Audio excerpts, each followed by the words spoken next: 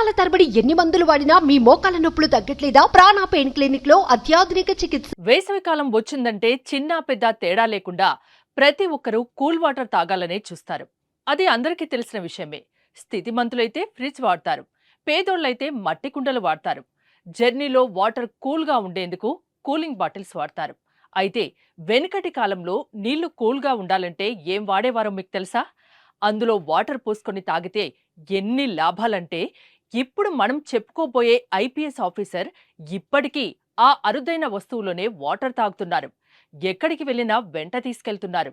ఏంటా IPS ice water idea? ఇప్పుడు చూద్దాం.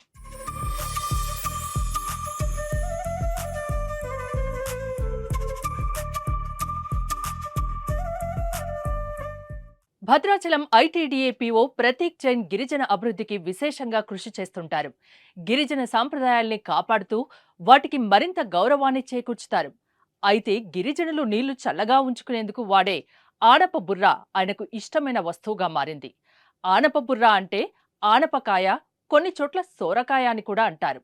ఈ తీగజాతి కాయ ఎండిపోయిన తర్వాత గట్టి పెంకుతో కూడి ఉంటుంది.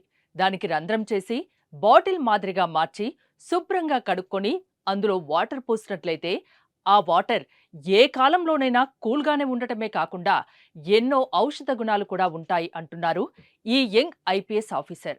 చిన్న చిన్న ఉద్యోగులే పెద్ద ఫ్రిడ్జ్లు పెట్టుకొని కూల్ బాటిల్ నీళ్లు తాగుతుంటే, ఈ ఆఫీసర్ మాత్రం ఆఫీస్లోనూ ఇంట్లోనే కాక ప్రయాణంలో కూడా ఈ బాటిల్ నీళ్లు సేవిస్తారు. విస్తరాకు తీగ తప్సినారతో అల్లిన బుట్టను ఆయనకు ఆదివాసీలు అందించినట్టు తెలిపారు.